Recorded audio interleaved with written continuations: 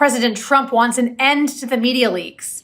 So much so that he personally urged his acting Attorney General, Todd Blanche, to aggressively investigate the leaks, including issuing subpoenas to reporters who cover the Iran war. It's clear Trump is panicking because he's threatening legal action against a newspaper that's usually favorable to him. Is reporting leaked information treason, or is it protected under the First Amendment?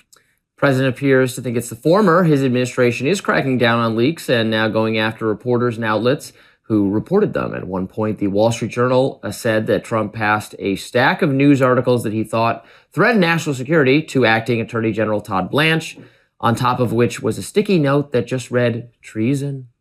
The crackdown took another turn this week. The Journal says that the DOJ served the outlet with several subpoenas Monday, demanding its reporters' records related to an article published in February before Operation Epic Fury began. The Wall Street Journal has just revealed that they have been targeted by Trump. Yes, a Murdoch-owned newspaper that's regularly printing glowing pieces to Trump. Well, Trump is targeting them by issuing subpoenas against their reporters for daring to print that a general was questioning whether or not going into Iran was a good idea days before that war started. So let's get into it. I mean, this kind of reporting, this article that came out back in February, was pretty innocuous, all things considered. It said that the chairman of the Joint Chiefs of Staff, General Dan Kane, raised the question of whether or not we had a strategy, whether or not this was going to reduce our stockpile, whether or not it was going to overextend our military. All of those things are bearing out to be correct for him to have raised. Well, Trump evidently was so upset that the mere mention that there was a robust discussion before sending our military into harm's way. The fact that anybody had a question about that, he's so upset he's issuing these subpoenas. I mean, could you imagine if they had actually reported something like the Pentagon Papers? Now, if you remember, the Pentagon Papers were printed back in 1971. This went all the way up to the Supreme Court. It was 7,000 pages of classified material that revealed how much the government was basically lying to the American people about the Vietnam War. 7,000 pages of national security. Here, this is just a report about the fact of some general who was literally in charge of making sure our military is used appropriately, is questioning whether or not we have thought of every potential problem with this war. I take the point that government agencies have an interest in prohibiting leaks and in punishing leaks where they appear. I take the point that the government has an interest in that. Now, that obviously clashes with what is often the right of the citizenry to know as much as possible as to what is happening with their government. Whether the measures are taken by Trump or by Biden or Obama, I think one of the dangers is that you have a chilling effect on journalism by, even if you accept, and some people don't, but even if you accept that it is a good faith or legitimate effort to try to find a leaker, when you have, for example, as happened with a Washington Post journalist a few months ago, her home being searched, or where you have subpoenas that are being directed here at journalists, at reporters, then I think it is legitimate to argue that that has an intimidatory effect, or could be intended to have an intimidatory effect on journalism. Of course, the Supreme Court sided with the New York Times and allowed them to print the Pentagon Papers. Now, the thing is about going after journalists who print sources, anonymous sources, who may have leaked classified information to them, is that they have a First Amendment right to print. Under Biden in 2022, Biden policy enacted a very robust protection saying that the DOJ can't go after journalists for printing this exact thing. Of course, Trump rescinded that. Most states in our country have shield laws that protects reporters from printing this. The federal government does not have it. They always have a First Amendment right, but often they will have to go to court and either sometimes go to jail for not revealing their sources, or the judge will agree with them to not reveal the source. The thing is, if Trump really cared about the leaks, he would go after the government official who was leaking it.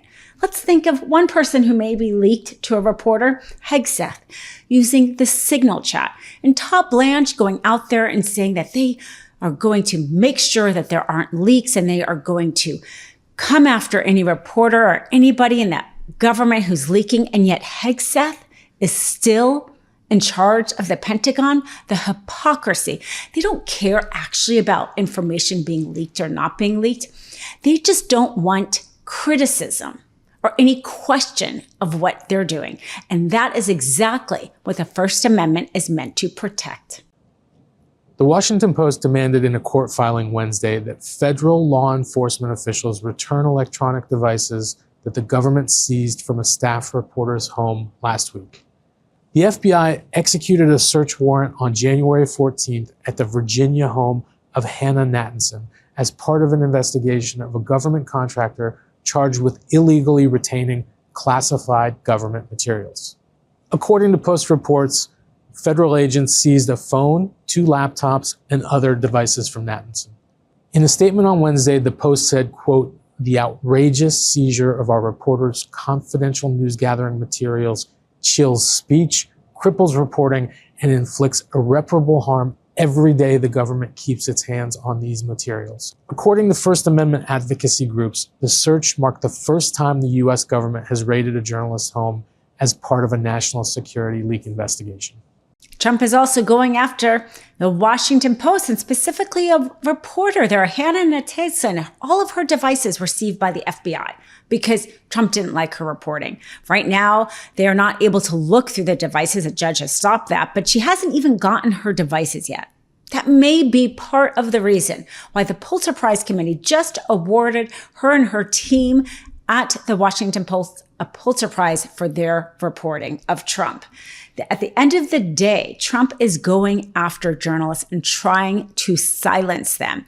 And when you go after your own Republican-backed Murdoch paper, it is because things are very bad for you. Mr. President, why wait for Congress to release the Epstein files? Why not just do it now? You know, it's not the question that I mind, it's your attitude. I think you are a terrible reporter. It's the way you ask these questions. You start off with a man who's highly respected, asking him a horrible, insubordinate, and just a terrible question. People are wise to your hoax, and ABC's your company, your crappy company, is one of the perpetrators. And I'll tell you something. So why not just sign it now? I think the license should be taken away from ABC because your news is so fake and it's so wrong. And we have a great commissioner, the chairman, who should look at that, because I think when you come in and when you're 97% negative to Trump and then Trump wins the election in a landslide, that means obviously your news is not credible. We watch you almost daily with the media, and I think you enjoy it. You bring them in, they have gaggles, you keep them there for a long period of time. Probably. It's not that I enjoy it. You don't enjoy it? No. You seem like you do. Well, every question's a kill. You know, they're always going for the kill. Every question, you see these people with a hatred. I said, you have such hatred when you ask the question. Why? Because they have a strong border? Because they have a good military? Why do you have such hatred? The whole thing is crazy. It's not that I enjoy it. It's that I can get the word out, because I don't get the word out. I mean, look, Fox is great, and, you know, we have some that are good. But overall, if you read the New York Times, you actually think we're losing or not doing well in Iran. They have no Navy. They have no Air Force. It's gone. It's just a question of time. If we want, we stopped. Could have gone for another few weeks. It would have been over. I did that at the request of a lot of leaders that are friendly with them. It's not going to matter for them. They're finished. Now they can make a deal or they get annihilated. I don't want to do that. Yeah. But we have the greatest military. And, you know, when you do news conferences, you're getting the word out that you're not going to read in the New York Times. I mean, I read these things. I see some of your other networks, the way they cover, they will take a massive military victory and make it like we should have done it faster. Thanks for watching. Be sure to add the MeidasTouch podcast on Apple Podcasts, Spotify, or wherever you get your podcasts for new updates every single day.